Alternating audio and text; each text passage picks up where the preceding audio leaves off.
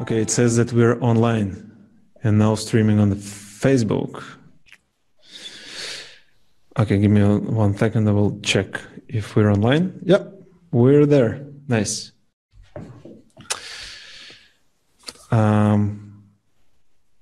Okay. Let's wait a little bit till some people will join, because we have like one viewer or something like that. It would be a shame to start with one viewer. Where are you currently? I'm in Austin, Texas. Nice. Are you have you been born there or? No, I've been raised here though. I've lived here Texas most of my life. Been in Austin like the last 25 years. But no, I wasn't born here. I see. But I'm a Texan. And no, I don't ride a horse to work. I don't have a cowboy hat or boots either. I see. No, but Austin is like this. It's like this little oasis in the middle of Texas. It's different. Most of Texas is very, very liberal.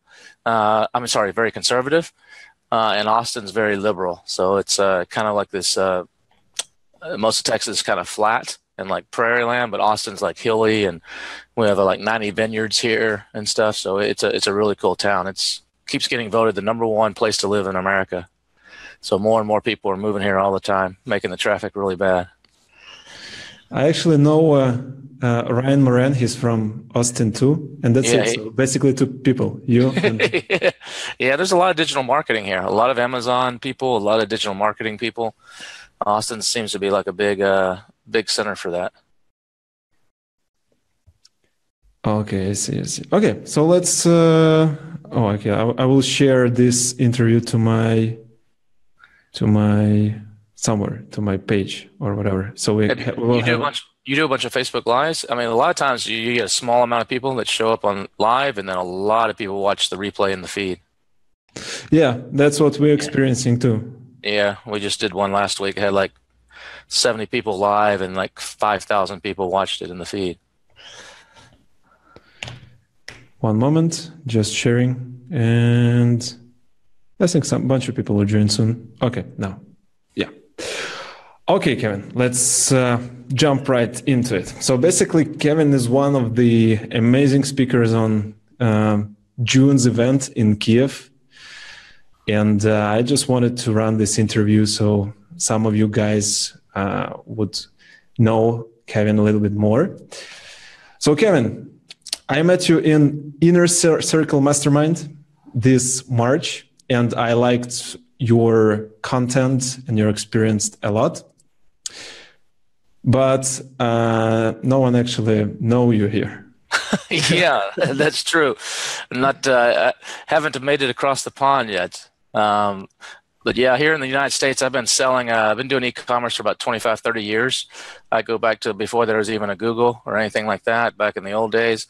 I've been selling on Amazon for about 15 years, but more like on the vendor side through a special program called Advantage as a private label seller for the last 3 years. I have 5 different brands. Some of those brands, I actually develop the products and actually, sketch them out on paper and have molds made and produce them. Other ones, it's the traditional private label where you find something in China or somewhere and you kind of customize it a little bit and put your logo on it. I do 7 figures on Amazon a year in sales.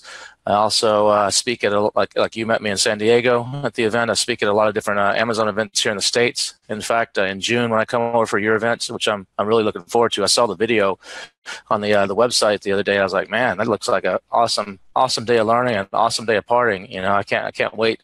Got me really psyched up. Really pumped to get over there. But so I speak at a lot of events here in the States. I'm speaking at 4 different events in June all over Europe. And then I also do mentoring. I mentor people here in the States doing about $500 million a year in sales in total in the Illuminati Mastermind. And then I also train a lot of new students in my Freedom Ticket course, which is a course for brand new people. I see. Can you maybe tell more about how you started on Amazon? What were the numbers? How did you jump into this private label business? Yeah, I never actually took a course or a class. I had another business before in e-commerce, and I was kind of writing it out. In 2007, I decided to travel the world for a year, where I would spend like 2 weeks in the office and 2 weeks on the road. I ended up going to all 7 continents and about 90 countries. But that 1 year turned into about 7. So I did that for like 7 years. So I had a really good lifestyle because I was on I had a different e-commerce business.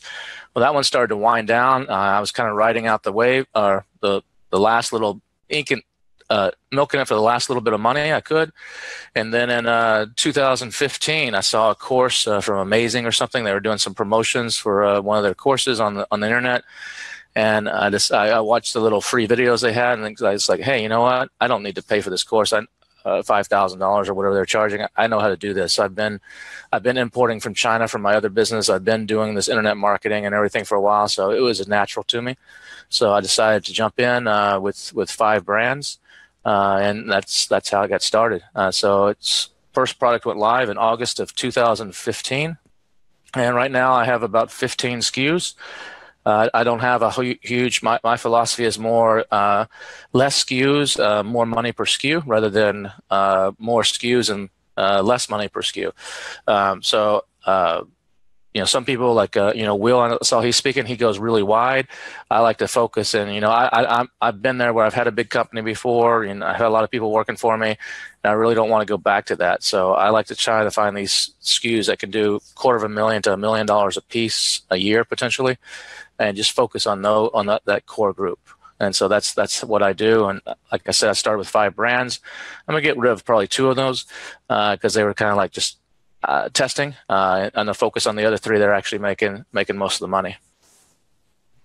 I see. And if you had, like, let's say maybe $20,000 now, would you start private label business, and what would be the starting point? What would you do? Yeah, people, to get into this business, the number one question is that people always ask is, how much money do I need to start this business? And the answer that I always give that is you need 2.5 times, so 2.5 times your initial inventory level. So it's all dependent. There's people that say, hey, I started with $500, and you hear these stories on the webinars and on the internet and YouTube. I started with $500, now I'm a millionaire. But I can tell you that most of those people that did that, they might have started with $500, but 2 weeks later, they were getting more money from their uncle or taking out of their bank account or something. There's more to the story that they don't tell you, because this business takes money. If you're successful in this business, if you just want to make a little bit extra money on the side, take a nice vacation, maybe pay off a little bit of debt, you can start with lower money. But if you want to treat this like a real business and like have a really good success and take care of your family and have a legacy, you need to come with a little bit more money. And that amount varies. So if you have $20,000, that's a really good starting point. That's an awesome starting point, more than what most people. But it all depends on the product you choose. So let's say if you're going to choose a product that's going to cost you, say, $3 to have it made and have it shipped into Amazon, and you're going to order 1,000 of those to begin with, well, that's $3,000. So you multiply that by 2.5, so that would be $7,500. That would be the bare minimum you would need. So it all depends on the product you choose and the cost, how much you actually need. The opportunity there used to be, everybody used to teach, find something really lightweight, really small, fits in a shoebox, you can air freight it over. There's still some products out there that exist like that, but those opportunities are not nearly what they used to be. More of the opportunity now for successful products is on the higher end, more expensive products. There's a lot of opportunity in that, so that takes more money, and you don't have to sell as many. But the opportunity, some people say, is Amazon saturated? Is it too late? Did I already miss it? And the answer is absolutely no. 3 years ago, it was easier. You didn't have to have as much money. The competition wasn't as fierce. So now it's it's a true business. You can't just come into it like this is punching your winning lottery ticket. It's a true business, but if you approach it right, and focus on the 4 fundamental things that it takes to succeed in this business, you can do very, very well. And the United States is where a lot of people start because it's the biggest market, but it's also the most competitive. So it's a great place to potentially start. But I know people that are only selling in Europe. They live in the United States. They don't even sell in in the United States. And, I know a 21-year-old kid doing, he dropped out of Dartmouth. He's doing like $10 million a year, or after 1 year, just selling in Europe.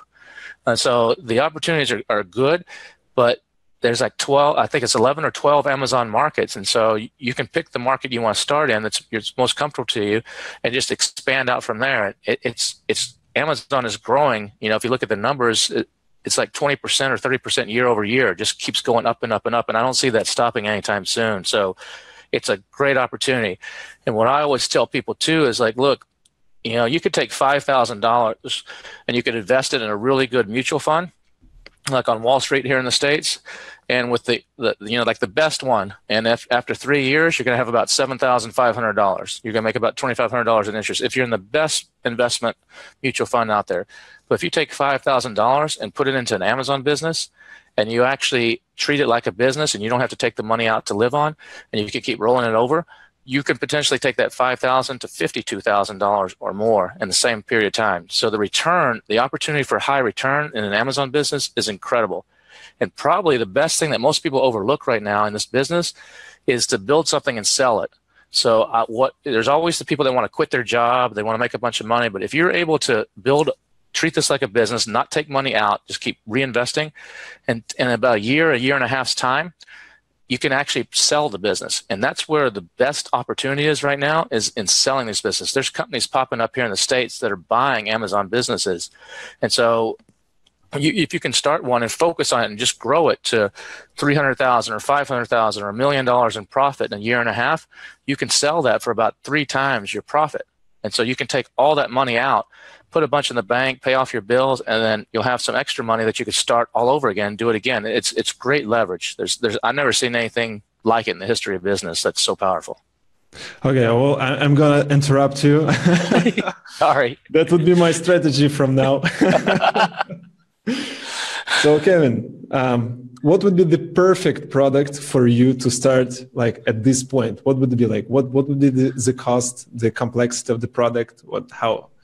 Well, to pick a product, I can't say this is the perfect product, because, some people put out lists, here's 100 great products to sell on Amazon. And I would stay away from those lists, because that's what everybody does.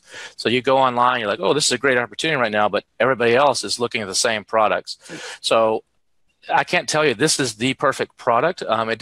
There's so many variables. What you want to do to find a product that's good for you is all based on keyword demand. So it's not that I have a good idea, I'm going to make a better light stand, or I'm going to make a better headphones or whatever. It's you want to see where the demand is on Amazon based on keyword research, and see what people are already searching for, and see where the opportunities are there. What tools are you looking at to evaluate this?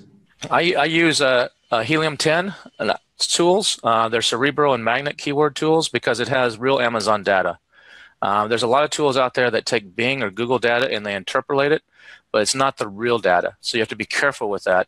Viral Launch also has some tools that are good. Market Intelligence and their Product Finder are really good tools too, that also has the data. And there's another one called Seller.tools. Those 3 are the main tools that I use when doing my product research and keyword research. They're really good tools. The lucky thing for us, if you're just starting in this business, is the tools are way better than they were 3 years ago. In the last 6 months, there's been a huge evolution of the tools. And it makes it actually a lot easier to find real data and to find real good opportunities. But so keyword demand, what are you looking at? Like, what should be the numbers be? Well, on keyword demand, I like to see at least 6,000 exact search. Now you could do less than this, but if you want a product that's going to sell about, in the U.S., that's going to sell about 20 units a day, I like to see a keyword search demand of above 6,000 in the exact. So, and I like to have at least 3 keywords that have that. At least 3 keywords that describe this product that have at least 6,000 exact searches per month. And I have a 10-point, it's called the Freedom Ticket product test. It's like 10 points that I recommend people look at when choosing a product. And you want 8 of those 10 to pass, to have a great chance of success. And one of those is that keyword demand. What would be the other 7? The other 9? Maybe I'll have to show that, when I present in the Ukraine.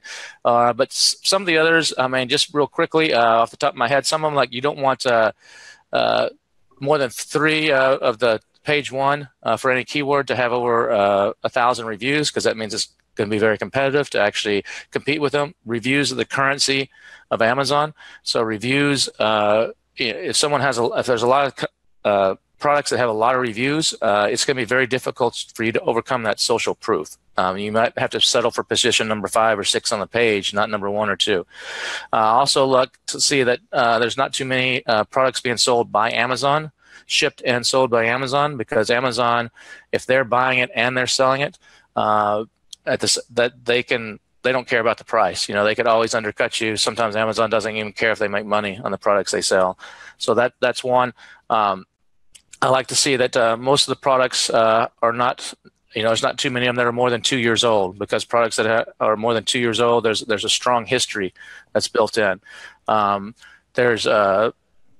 like to see that the ROI is at least 150%. A lot of people focus on profit margin. They say, hey, look, I've got a 30% profit margin or 40% profit margin. In this business, if you talk to most of the top sellers that are doing millions of dollars, private label, their profit margins after you take away all expenses are around 20 to 25%. That's typical. Now, sometimes you'll find an outlier that has higher than that. But if you hear people in the Facebook groups or somewhere else saying they got 40, 50% profit margins, more likely than not, they're bullshitting you. They don't have all the data. It's, that's just that's not the full profit margin. So, but profit margin is only on paper. That's why the advantage, like I said earlier, is selling this business, because let's say you do grow this to $1 million a year in sales and you have a 25% profit margin. So that means a $250,000 profit. That's awesome. But I can tell you, you don't have $250,000 in your bank account. You might have $10,000 in your bank account, because you're constantly having to use that money and buy more inventory and stay ahead of it. Because if you're successful, you got to keep spending more and more money to make sure you don't go out of stock. Because the worst thing that can happen on Amazon is to go out of stock.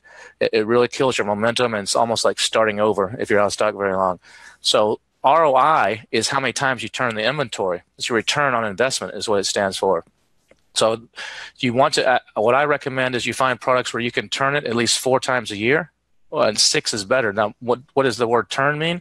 The word turn means that if it's 4 times a year, basically you're reordering every 3 months. So divide 12 months by 4, and every 3 months you're getting more inventory in. The better you can, the higher that number can be. Like if it's a 6, that means every 2 months. That means you're turning your money over faster, and that's the key to success and growth on Amazon. Is ROI. So you want to focus on that's a very important metric. So those are a few of the things that I talk about in the Freedom Ticket test. Sure. Thanks for sharing.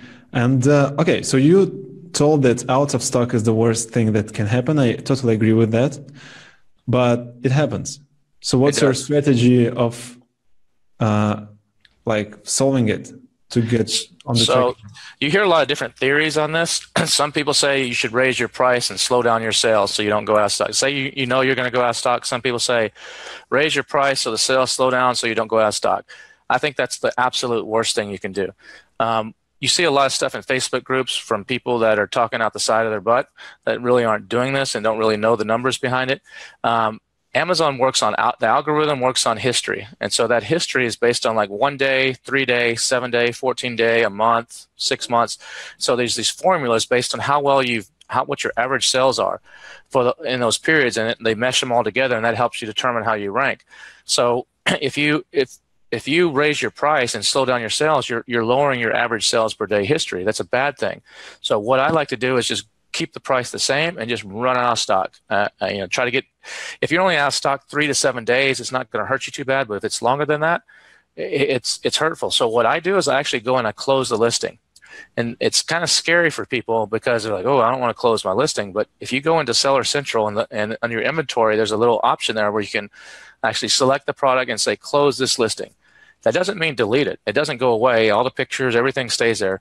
But what that does, it's a little trick, a little tactic, a ninja trick that stops the counter. It basically stops the Amazon average counter. So it basically quits counting when, because if you run out of stock, it's 0 every day.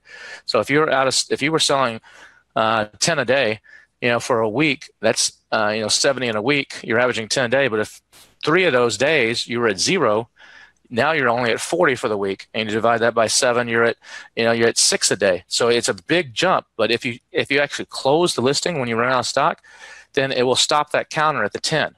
Now it might start up at 9, depends on when you catch it. And then when you come back into stock, you just turn it back on. You just hit relist, and now you're going to have a much better chance to recover your position faster, because there's no zero, not a bunch of zeros in there that's hurting your average. So that's what I recommend people do if you're going to run out of stock for an extended period of time to really help you.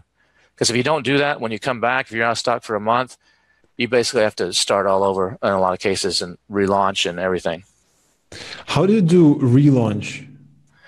How do I do? Well, I don't recommend doing relaunch. That's why I recommend you do the closed listing. Amazon gives you a grace period, at least in the United States, of about 28 to 30 days. So when you first launch a new product, it has no history. And so that first 28 to 30 days is kind of like, that's when you want to come out with all guns shooting when you launch a new product from day one. You don't want to wait.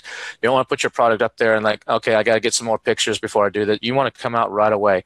But if you have to do a relaunch, you're going to use tools like Cerebro or Keyword tool from Viral Launch, and they're going to give you an idea of how many per day you need to sell to be on page 1. So you're basically going to have to do either Facebook promotions or use a giveaway service that's going to sell these at a discount to try to get your momentum back. It's going to cost you a lot of money. I see. Yeah, that's what we've been doing when we want relaunch. So basically...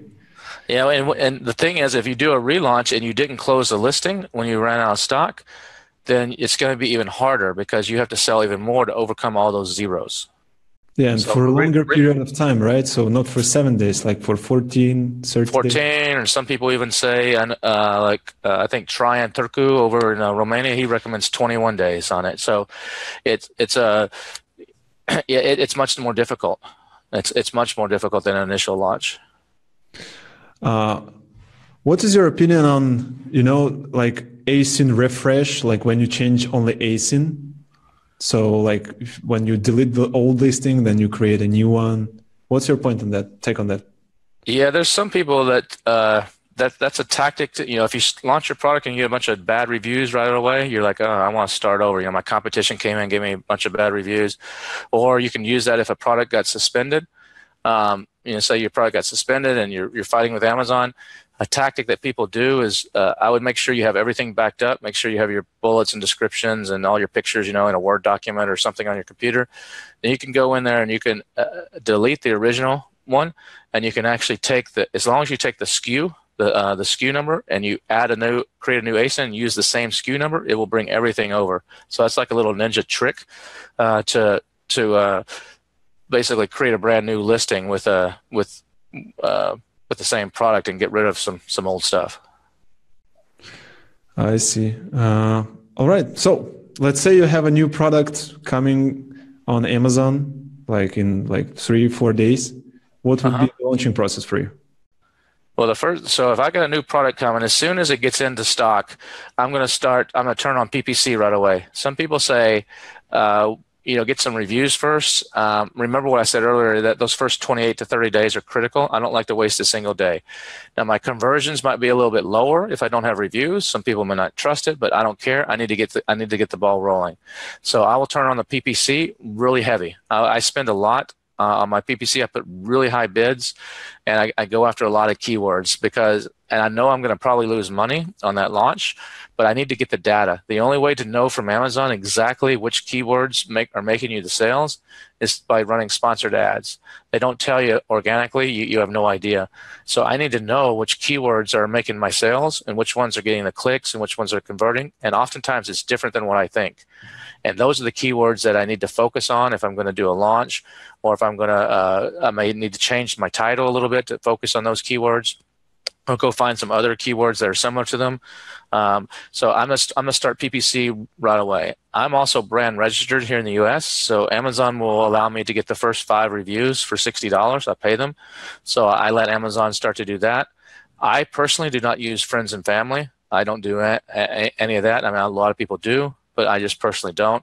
I believe in putting out a really good quality product and with a really good listing, and the sales will come. more organically and naturally.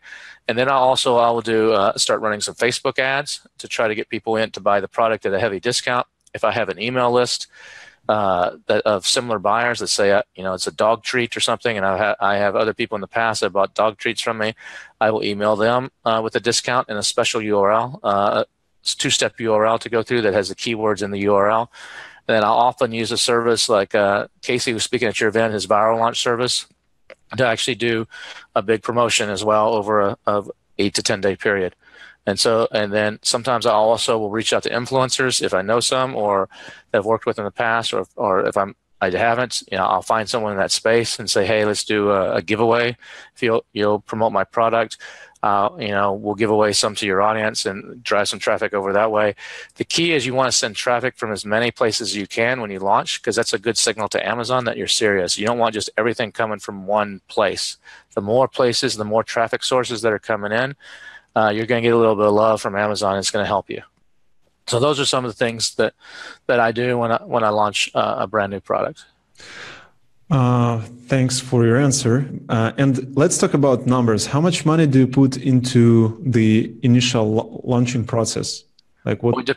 It can be a lot. I mean, I've spent $20,000 sometimes to launch a product because it was in a very competitive space. Now, by spending $20,000, what I mean is, let's say it's a dog treat. And according to the keyword research and market intelligence and Cerebral tools, they'll tell you, okay, if you want to be on page 1, if you're not on page 1 on Amazon, you're basically dead. Not a lot of people, only like 20 to 30% of the people go past page 1 in the search results. And you really want to be above the fold, which means on the top half before you scroll.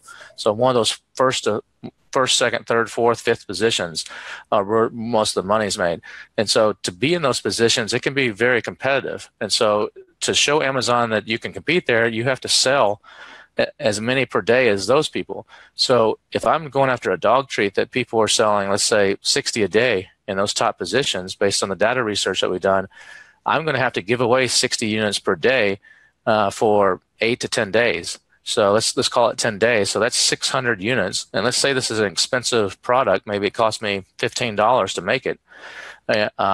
So that's $15 times 600 is $9,000 right there in my cost of the product. I'm having to give it to people really cheap. Like maybe this product sells for $40 or $50. And I'm having to give the product away, to get people to buy it, to get that momentum for maybe $5 or something really low. So I'm losing money on every one of those I sell. Plus I have to pay Amazon their fees. Plus I have to, which can add up to quite a bit of money. Plus I have to pay for the Facebook ads, or if I'm using Viral Launch, the promotion. So it can add up to a lot of money in some of the more competitive spaces. Now, if you go after something that's not competitive, that's selling 5 units a day or something, it's much cheaper and much easier. But if you're going after the big money-making guys, it can take a lot of money. And there's been a couple times where I ended up canceling a product. It just didn't work. I did all my homework, did all my research, and did the promotion, and I just couldn't make it work. I couldn't make the numbers work. I see. Actually, I really like that you were aiming at like ROI 150%. That would. That's the minimum. Yeah. Yeah, that's what I was like thinking about a lot lately. So that's a nice takeaway. And actually, one of our listeners, watchers right now, Anna, is asking the same question that we already talked about: how to avoid getting out of stock, how to stop the listing. So basically, Anna, you just need to close the listing. You just go to back end of the listing and just click. It's scary to do it. People are like, I don't know about that, but don't worry, it works really good. Okay, so I have a bunch of questions from what you said. So sure. Let's say you have 5 reviews and you launched this like heavily ads and everything else. How do you get new reviews, right? So what's your review rate? Depends on the product. The better the product fixes someone's problem in their life, the more likely they are to give you a review because they're really happy. I mean, I have a dog bowl that's a slow feed dog bowl, and I designed it from scratch. I sketched it on a piece of paper, had the 3D printing made, had the molds made, so that I have no competition. But that dog bowl really solves a lot of people's problem, because a lot of people have dogs that eat too fast and get sick or have gas or throw up or whatever. And so this forces them to use their tongue to go around all kinds of little obstacles in the bowl and slows them down. And people love it. So they naturally go and give me really good reviews. But one of the tactics that I like to do to get reviews is I actually like to run a video contest. I will actually run using different websites like boast.io, boast.io. It hosts videos, and so I will actually either put in my insert or in my follow-up emails, or sometimes I'll even run Facebook retargeting ads to my current customers and say, hey, look, we're holding a contest for the best video of the month. If you take a video just with your cell phone of you, say you and your dog enjoying the product, or you using the product, or whatever, we're going to choose the best one each month. So all you have to do is go here to boast.io. It's like an app, or you can do it on the computer. Record a video, and then I have all those videos that I can then share into social media. But then the better ones of that, what I do is if they write a really good, or do a good one, I will actually say, hey, you want some extra entries in the contest? Just go post your video on Amazon. I don't tell them to write a review. I don't tell them give me 5 stars. I don't say anything like that. That would be against the terms of service. Just say, hey, go for 5 extra entries. Just go post it on Amazon, and a lot of them will do it. And to post a video on Amazon, you have to write a review. So it's like it forces them to put a review there. And so then each month I will go through and I'll pick one video and I'll say, hey, this is the winner. You get a free year of dog treats. Every month we send you a free bag or whatever it is. And so you have to think outside. That's just one little tactic that can work. You have to think outside of the box a little bit and get a little bit more advanced in today's world of getting reviews. But you don't need to worry. I mean, some people stress over the reviews.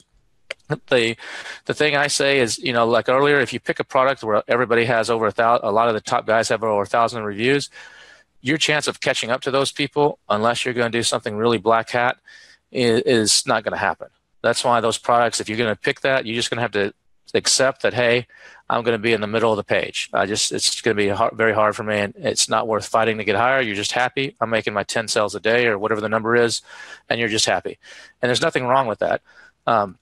But you only need, there's been statistics done on reviews, on social proof, and 21 seems to be the magic number.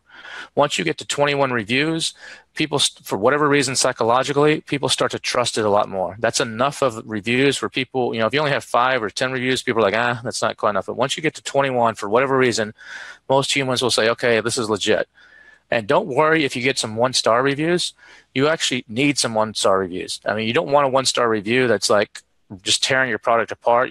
Those are really bad. Those you don't want. But a few more general 1-star reviews actually helps you than hurts you, because people, if all your reviews are 5-star, people are going to have doubt. They're like, is this fake?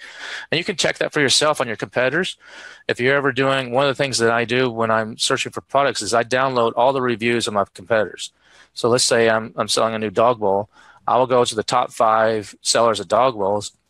I will use the Chrome browser and use the Helium 10 Chrome extension, which allows me to download all the reviews into a CSV file. So I don't have to sit there and page through all the reviews. I download them all, I sort them, and I filter them by 1-star, by 5-star. I look for opportunities. What can I fix? What are all the people complaining about? How can I fix that in my product?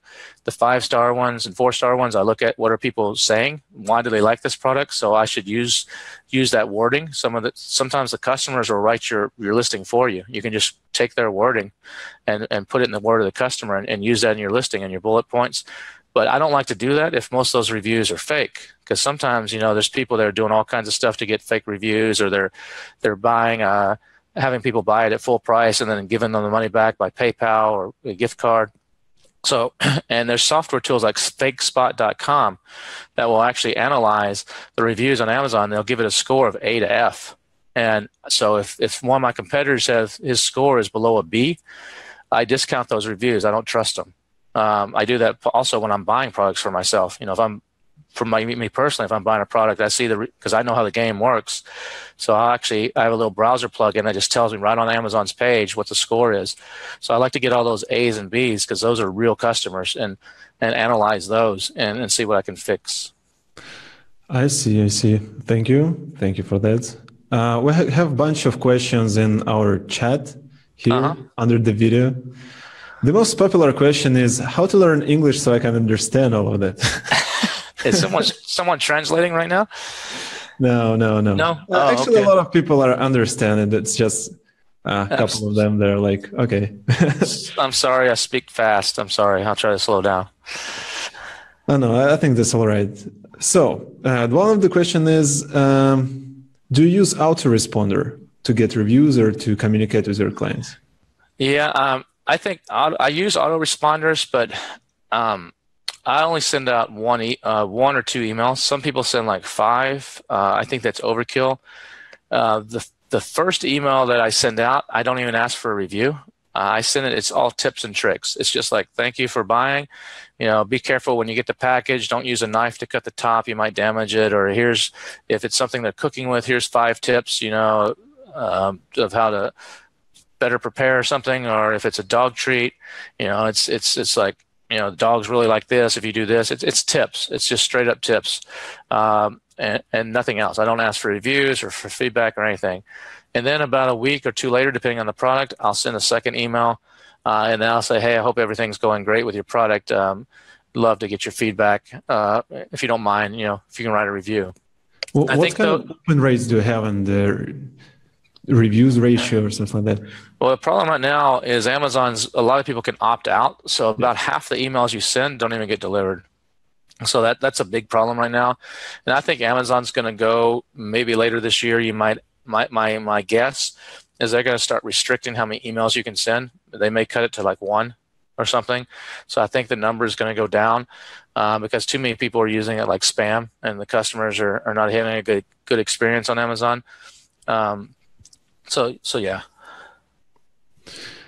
I see. Another big question here is how do you launch expensive products if you cannot actually do giveaways, right? Because the cost of goods is too high. Well, sometimes on expensive products you still have to do a giveaway. I mean, that's why I say that number earlier is how much do I need to start this. But oftentimes expensive products don't sell as much. So you might have a product that sells for $200, and maybe your cost on it is $50. But so you have $150 in the top line profit there, but you might only sell 10 a day or 5 a day or something like that. You're not going to, most of those products, unless you're into some of the really high-end electronics or something, a lot of those are not selling 100 a day. Or, if they are selling 100 a day and I don't have the money, I'm not going to source that I'm not going to do that product. If I only have the $20,000, like you said in the beginning, I'm going to find something that, just do some quick numbers in my head. If it's selling 10 units a day, my cost is let's make it easier numbers. It's a $100 product. My cost is $30. It's selling 10 a day.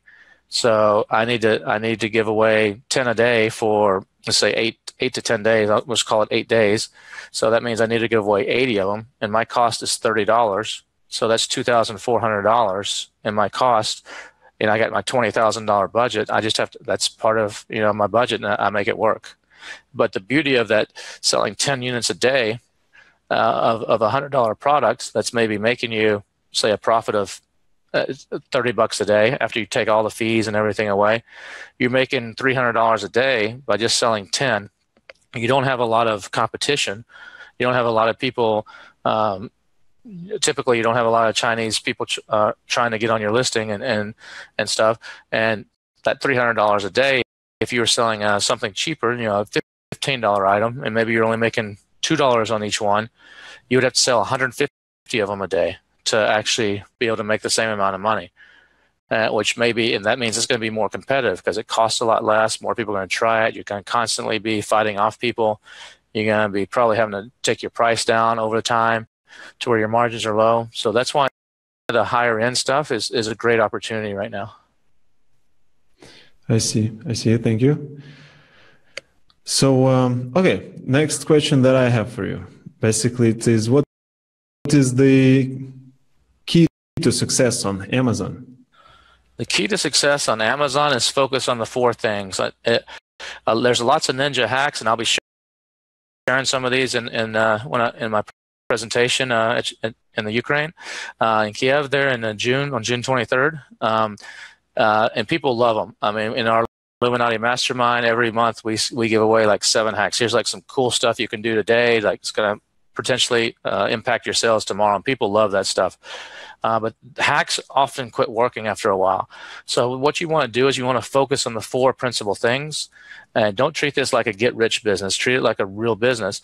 And those 4 things are, you gotta have to know how to source a product. You have to know how to use the keyword tools like we talked about to actually find good products and find where the demand is. The second thing is you have to know how to create a good listing. You have to know how to get good pictures, how to write good copy, how to do a good title, how to make sure all the keywords are in your listing appropriately. The third thing you have to master is how to launch a product. You got to know how to promote it and how to launch it, like we've talked about. And the fourth thing is you just do it all over again. You just rinse and repeat. You stick to those 4 key core principles and master those, you're going to be fine. Okay, to sum up our conversation, I have like a bunch of takeaways. I will just go through them so maybe guys would just note something. So basically what you said from the very beginning is when you plan your initial launch, you need to have money like 2.5x your initial inventory, right? At a minimum, yeah. Yeah, then make sure that there is enough demand by like keywords. You're using Helium 10 and Viral Launch tool. So basically 6,000 exact for at least 3 keywords, right? So then you have this 8 points out of 10 thing. Like the most important are, let's say ROI, at least 150%. And we need to look for products that can turn at least 4 times a year. And if you go out of stock, just close the listing. Don't be like brave guy and I will be all right. Just go there and close the listing. And then you described your launching process. I'm not going to go through that, but I've actually noted about post.io. Is it correct? Boast, yeah, with a B. Boast. Okay. Yeah, boast.io. It's a great video hosting website to use for getting videos and video reviews and stuff. Great. I will definitely check it out. Basically that one of my main takeaways out of our conversation. Thanks for being here with me, with us. And I'm really want to see you in Kiev and hear your amazing content. Yeah, I'm looking forward to it, and it's going to be exciting, and hopefully I'll give you guys some really good stuff. So bring your notebook and your pen and be ready to write really fast because I'm going to be giving you a lot of cool stuff. Thank you, Kevin. Sure. So see you in Kiev. All right, man. We'll see you soon. Yeah, bye-bye.